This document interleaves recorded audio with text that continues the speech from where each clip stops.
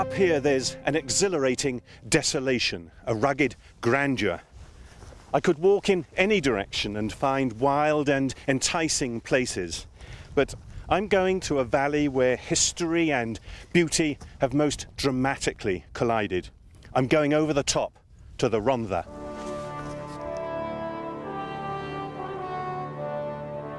This is a symphony, the magnificent mountain country of Glamorgan. I descend from the highest road in southern Britain. Once, much of the valley's landscape was like this, wild, stern, unpenetrated, the haunt of buzzards and ravens, a few tough farmers. Far below, in the thin valleys, Coombe Park and its sister towns grew on the steam coal, the new wonder fuel, the astonishing century of coal. Today, scarred ground is a rough memorial. The terraces stretch out, clinging by their fingers to steep hillsides.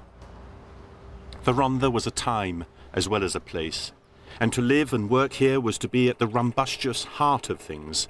The terraces were intimate, and the streets were everybody's playground.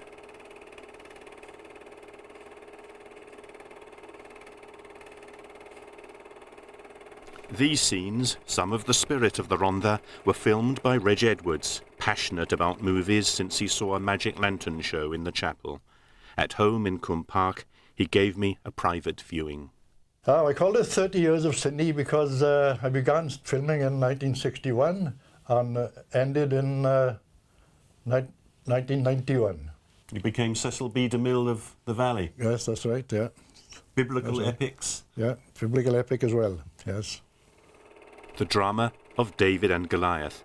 Not exactly a cast of thousands, but the Sunday schools of Coombe Park supplied an impressive 130 young actors.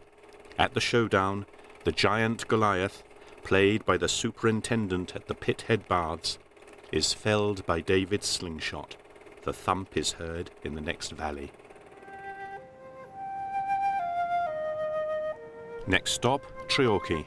In the heart of town is one of the great buildings of the Rhondda, the Park and Dare, a theatre built by miners. There's a permanent tribute to a local hero, Paul Robeson. During one of his visits to the Rhondda, he came to the home of Martha Edwards. She was a little girl then, and has never forgotten him. He was one of the great men of the world, obviously, but I think here in South Wales we remember him better than in most parts of this country. Paul Robeson was starring in a London show when he heard some unemployed Rhondda miners singing in the street, and he went to talk to them. When they poured out their troubles, Paul Robeson immediately said, well, this is slavery all over again. This terrible hard work for hardly any money and the suffering that goes with it. And as he was the first boy of freedom, his father had been an escaped slave and his mother, there was this immediate rapport, deep friendship that lasted right until his death. In 1939, he starred in a film about Welsh miners, but mine owners hated the story. Too controversial for them. They refused to allow filming at any Welsh pit. Something must be kept to remember him, and where better than for it to be here in his own proud valley. Leaving the terraces, I make for the countryside, heading for Tonpentre, a mile or so away.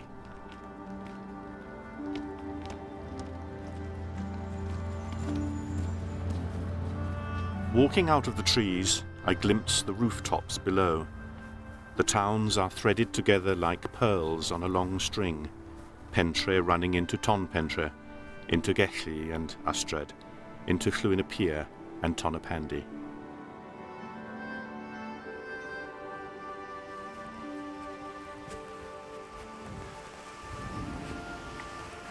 This is where it all began, the greatest coal bonanza in history.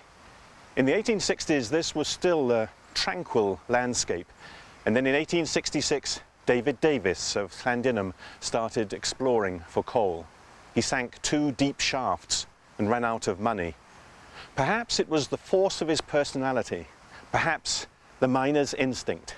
But anyway, his men agreed to work for one last week for nothing. And at 660 feet down, they struck the rich reserves of steam coal that made the name of Rhondda ring around the world. Rhondda, old and new. On the former colliery site, lawns and modern executive homes. But some old-fashioned music draws me to Tonpentre School.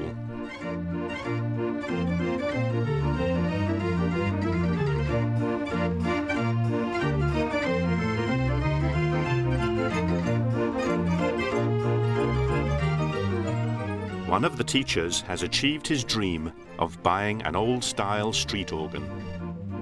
When I was about 8 years old, I went down to Tenby, and there was a very big one in the square in Tenby, and I said then, I want one of those.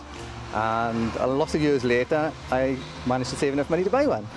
I did a lot of overtime, and I ended up owning this. Well, it beats algebra.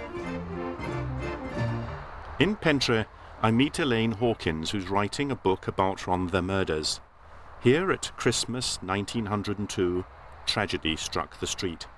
Ethel Adlam, who lived at number 1, was found dead, and her boyfriend, Tom Lewis, of number 15, was charged. Part of our fascination with this one is because of the actual sympathy that the case generated. And it wasn't just for the victim and her family, it was also for Tom Lewis himself. Tom had been drinking when he saw his girlfriend chatting to a policeman and flew into a jealous fury. That night her body was found here in the river. She was only 17. Her affair with Tom was stormy.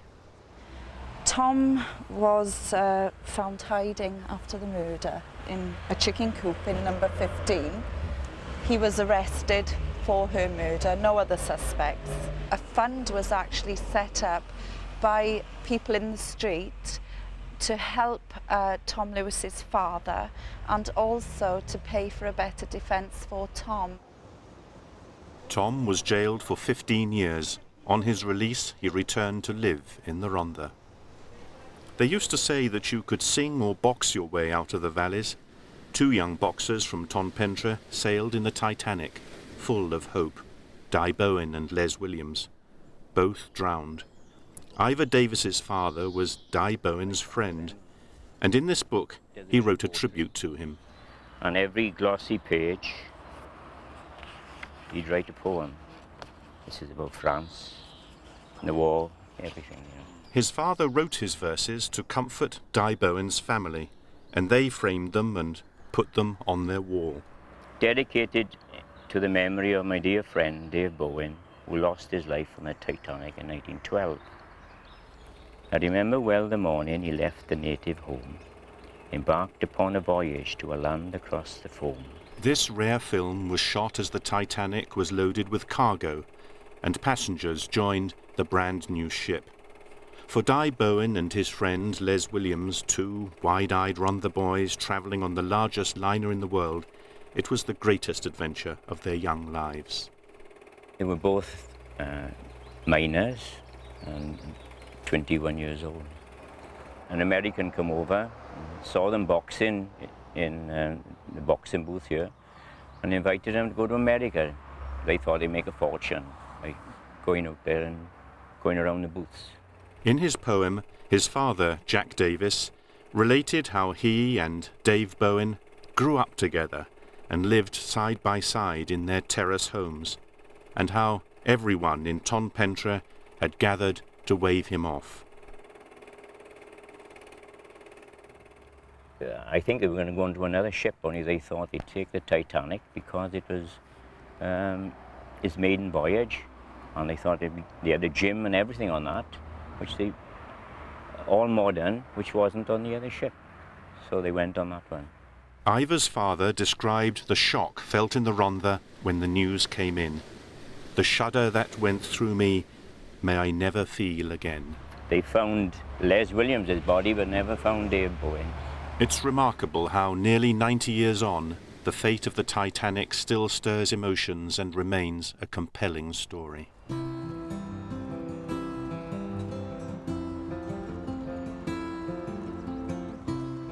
I set off up the mountain, leaving the Rhondda Fawr Valley, bound for its twin sister, the Rhondda Fach. It's a good, rugged walk over Mynydd yr Eglwys and Cefn y Rhondda, a wild track over the bare slopes, taking me towards Ferndale. Faldau Farm flourished long before the Coal Age. Down the road in Blaenllecau there was a chapel which couldn't afford to send the children on their annual Sunday school trip to the beach. Instead, they brought a cartload of sand to Faldau Farm and let the children build their sand castles and imagine the seaside.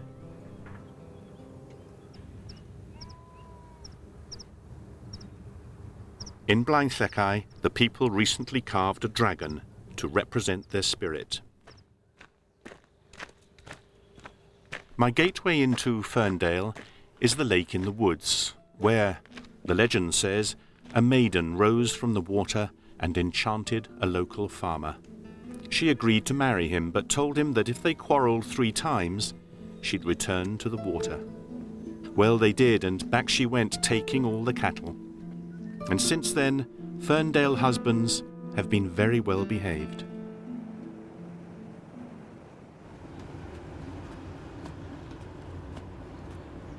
In Rhondda, they like to celebrate their local heroes.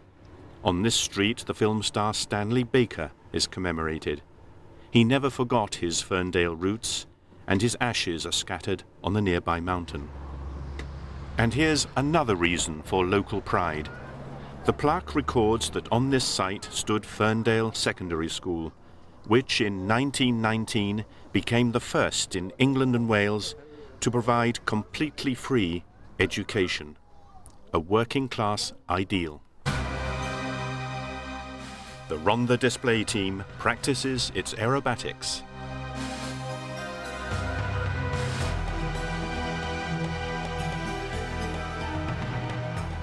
Meanwhile, the local communities have built a special park for their junior daredevils. Everyone likes to show off just a little. And luckily, their mothers don't know that this is what they get up to.